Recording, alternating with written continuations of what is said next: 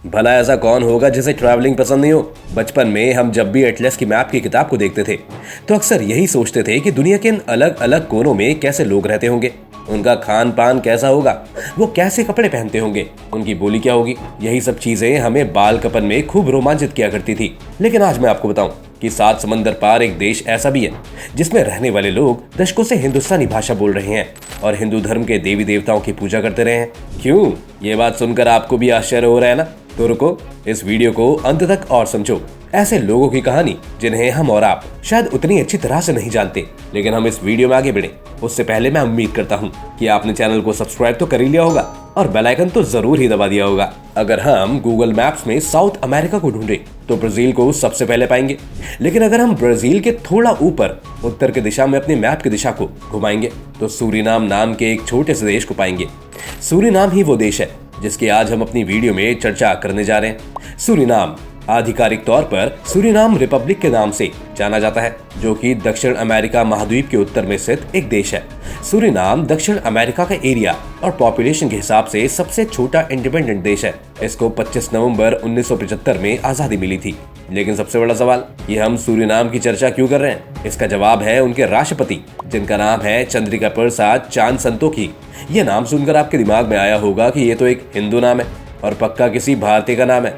तो हाँ, आप कुछ तौर तक सही हैं। चांद संतोखी वहाँ रह रही सबसे बड़ी इंडियन कम्युनिटी का ही हिस्सा है, जो कि वहाँ करीब 28% है। ये बात सुनकर आपके भी पैरों तले जमीन खिसक गई होगी कि किसी इतने दूर दराज के देश में इतनी बड़ी आबादी भारतीय मूल की कैसे हो सकती है। तो आपको बता दें कि सूरीनाम का समाज बहुत सांस्कृतिक है, जिसमें अलग अलग जाति, भाषा और धर्म वाले लोग निवास करते हैं। इसके अलावा सूरीनाम बहुत से प्रसिद्ध फुटबॉल खिलाड़ियों की जन्मभूमि भी रही है। इसकी राजधानी पारामारिबो है। पारामारिबो का मतलब है फूलों का शहर। कहा जाता है कि ये नाम भल्लियों द्वारा दिया गया है। इन लोगों की परंपरा भारतीय मानी जाती है, जिसके कारण उनकी भाषा के कुछ शब्द संस्कृत भाषा के शब्दों से मिलते जुलते हैं। उदाहरण के तौर पर देखा जाए तो माता पिका सूरीनाम में स्थित एक जगह है। ये एक नेचुरली ब्यूटीफुल डेस्टिनेशन है जहाँ बहुत से लोग अपनी छुट्टियां बिताने आते हैं। यदि इस शब्द के बोलने के ढंग पर थोड़ा ध्यान दिया जाए तो पता चलेगा कि शायद मूल भारतीय देवनागरी शब्द माता पिता से मेल खाता है। इस तरह से पारामारिबो के संबंध में कहा जाता है कि ये परम ब्रह्मा से मेल खाता है। सूरीनाम शब्द के संबंध में यह कहा जाता है कि सूरीनाम भिल्नी यानी कि रेड इंडियन ट्राइब का ही समूह था, जिसके कारण सूरीनाम नाम पड़ा।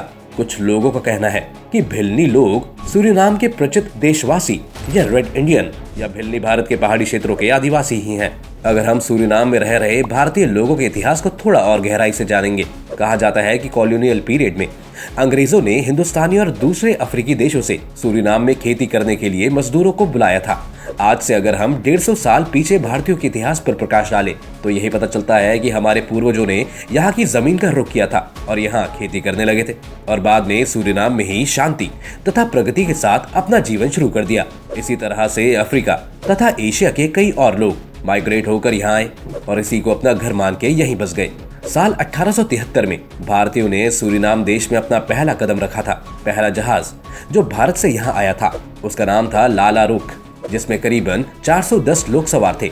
समुद्र का रास्ता लंबा था और इसी कारण 11 लोगों की मृत्यु हो गई थी। इसलिए कुल संख्या जो पहली बार इस धरती पे हिंदुस्तान से आए वो थी 399। इस जहाज लाला रुख ने 4 जून 1873 को सूरीनाम नदी में प्रवेश किया था और 5 जून को किसी पहली भारतीय ने अपना पैर इस देश की धरती पर रखा।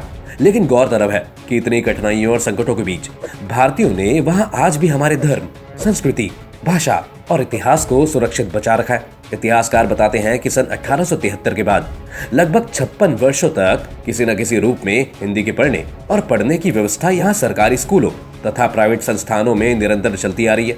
लेकिन 1929 के बाद हिंदी को यहाँ सरकारी स्कूलों में बंद कर दिया गया और अब केवल प्राइवेट ऑर्गेनाइजेशंस के द्वारा ही अब यहाँ हिंदी के ऊपर काम होता है, चाहे वो बच्चों को पढ़ाना हो या हिंदुस्तानी भाषाओं को इनके देश में पहचान दिलाने का काम हो। जैसा कि हम आपको इस वीडियो की शुरुआत में बता ही चुके हैं कि सूरीनाम आज के समय में एक ऐसा मल्टीकल्चरल सोसाइटी के रूप में देखा जाता है जहां पर कई सारी एथनिसिटीज के लोग मिलजुल कर रहते हैं। यहाँ पर लगभग 28% इंडियन, 22% मरून बुशिनेंगुई, 16% क्रेओले, 14% जावानेसी और 14% ही मल्टीरेशियल लोग रहते हैं। अगर एक दूसरे तरीके से हम सूरीनाम को देखें तो पाएंगे कि यहाँ लगभग 53% क्रिश्चियनिटी, 18% हिंदुइज्म, 14% इस्लाम और 6% फोक रिलीजन्स, 3% अदर्स और 6% लोग ऐसे हैं जो किसी भी धर्म में आस्था नहीं रखते हैं। वहीं यहाँ की एक बहुत बड़ी संख्या ऐसी भी है जो हिंदुस्तानी भाषाओं की तरह ही एक भाषा, जिसे उनके यहाँ सरनामी हिंदुस्तानी भाषा कहा जाता है। ये सरनामी हिंदुस्तानी भाषा हिंदी और भोजपुरी का मिक्सचर है, जो आज कई तरीकों से अन्य भाषाओं से मिलकर कुछ बदल चुकी है। उसके अलावा एक डच और इंग्लिश कॉलोनी होने की वजह से यहाँ की नेशनल लैंग्वेज आज भी डच है। यही सब फैक्टर्स मिलाकर सूरीनाम को एक कल्चरली और ट्रेडिशनली रिच देश बनाते हैं। ये तो बात हो गई सूरीनाम के इतिहास और उसके इंडिया से जुड़ी कहानी की। लेकिन अगर हम बात करें कि सूरीनाम कैसे भारत के लिए इकोनॉमिक और डिप्लोमेटिक तरीके से अहम है, तो कई बातें सामने निकल कर आएंगी। भारत और सूरीनाम ने 1976 में पहली बार डिप्लोमेटिक रिलेशंस बनाए थे, जहां भारत ने 1977 में सूरीनाम की राजधानी पारामरीबो में अपनी एम्बेसी खोली थी और वहीं सूरीनाम ने 2000 में नई दिल्ली में अपना दूतावास शुरू किया। दोनों देशों के पब्लिक और प्राइवेट क्षेत्रों के बीच सहयोग को मजबूत करने के लिए सितंबर 1992 में सूरीनाम भारत यूनाइटेड कमीशन की स्थापना की गई थी। 1998 से सूरीनाम ने यूएनएससी में एक परमानेंट सीट के लिए भारत की दावेदारी का साथ दिया था। सूरीनाम के राष्ट्रपति आर वेनेशियान ने 16 से 20 मार्च 2003 के दौरान भारत यात्रा की थी। उसके बाद दोनों देशों के रिश्ते और भी गहरे और मजबूत होते गए और दोनों देशों ने एग्रीकल्चर में सहयोग और एक कल्चरल इंटीग्रेशन प्रोग्राम की स्थापना की।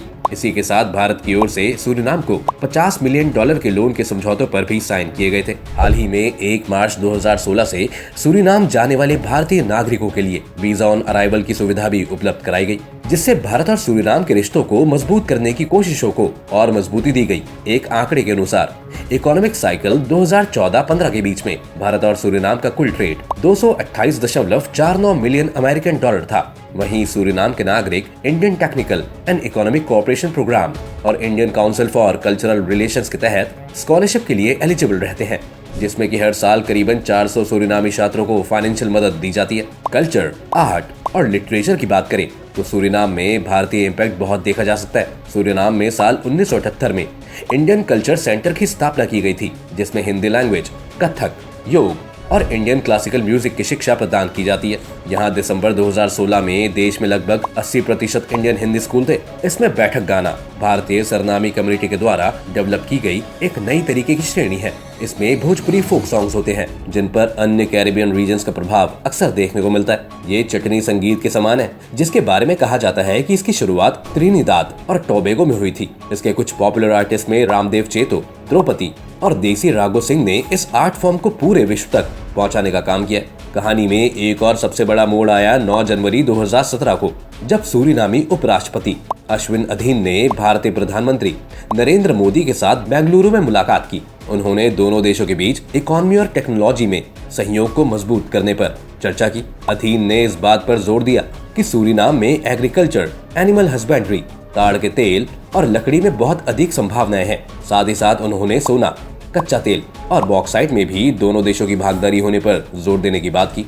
ये थी पूरी कहानी उन 410 सूरीनामी हिंदुस्तानियों की जो कई दशकों पहले हिंदुस्तान से चले थे, एक अंग्रेजी जहाज में बैठकर और एक बिल्कुल ही अलग संस्कृति का हिस्सा बन गए। इस तरह से ये कहना बिल्कुल भी गलत नहीं होगा कि हम सूरीनाम के साथ अपने पुराने संबंधों को और भी मजबूत कर रहे हैं। बस जरूरत है तो हम भारतीयों को सूरीनाम और हमारे इतिहास को जानने की। आशा करते हैं कि ये वीडियो आपको कई हद तक सूरीनाम के बारे में कुछ बात बता पाई होगी। और जब अब कोई भी सूरीनाम का नाम ले तो आप उन्हें हमारी ये वीडियो जरूर शेयर करना।